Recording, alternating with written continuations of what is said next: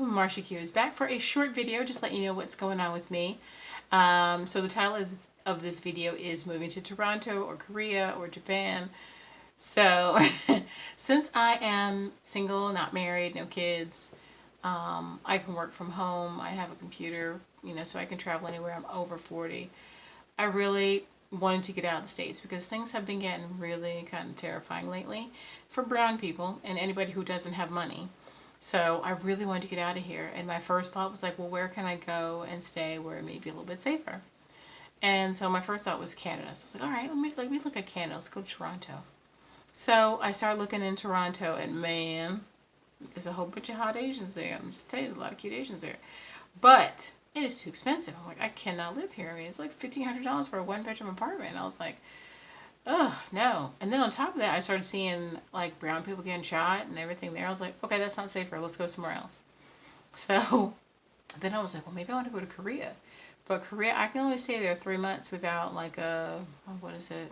A C something visa. There's a certain visa you can get for up to 3 years, but you have to have all these points, and you have to have like the more degrees you have, like a bachelor's or a master's, the much better you are, and your age matters. All of these things give you different points. And I was like, man, that's a lot. So 3 months is all I can stay. So maybe I'll do that for 3 months, and then go to Taiwan for 3 months, and then maybe Thailand for 3 months, and then maybe Japan for 3 months. But this is all like a pipe dream until I get my settlement for my lawsuit for my car accident last year. And then after talking to my lawyer recently, he was like, well, Progressive's not trying to pay us, and neither is Geico. Even though I was just a passenger in the accident, they're still not trying to give up the money. We've been trying since January to get the money from them. So they're like, we don't know how long it's going to be. And they weren't sounding like they wanted to go to court. They still want to try to settle, like, and get us a little bit better. Even though I'm like, can't we just ask for twice as much when we go to court? But right now, I think they're just trying to, push more money out. So I was like, look, I'm not rushing you. I'm going to sign my lease, so I guess I'll be here for another year. And just hope and pray to the Lord I don't get shot or anything for reaching for my blind stick in a car or some random thing like that. So, just praying that doesn't happen. So since I have to wait, and I don't have the money right now unless I win lotto or stumble upon money somehow, I have to wait. So now I'm like, well, what can I do temporarily?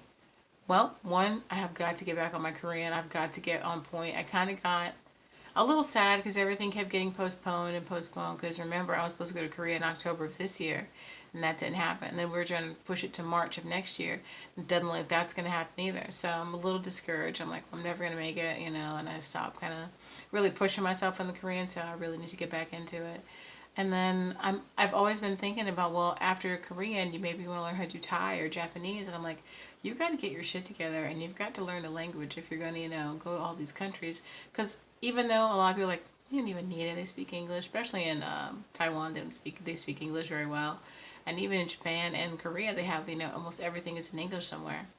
So I don't have to learn it, but I really want to. I think it's easier to talk to locals if you can speak the language. So I got a lot of things to do in my next year. So anyway, so I'm sure you've noticed, I know I was a little delayed on mentioning this, but I have a desk now. So I'm sitting at my desk, and behind me is like my little organizer. It has like, my bras and underwear and shoes and everything, and like my books and stuff on top. I've got to get like a couple more things to get organized a little bit better. You can't see it, but I have a couple of BDSM things hanging up on the wall.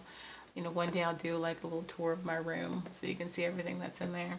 And it's funny, one side it has all my BTS stuff, and then on the other side it has my BDSM stuff. I know I'm a weirdo, I can't help it. And and what encouraged me today was, let's make a video, that I have a new subscriber. Welcome, you new subscribers. Thank you so much. And I was like, you know what, let me go ahead and make another video so you can see I'm still recording. I just, had to take a little bit of a hiatus because of my carpal tunnel surgery on my right hand. Made it a little bit hard to hold this camera. Since I don't have anything to prop this up just yet, I really need to get like a proper camera. I'm still on my cell phone, so it's, rigged up so I can use it and make videos. Oh God, I look at some of the old ones and it's such crap.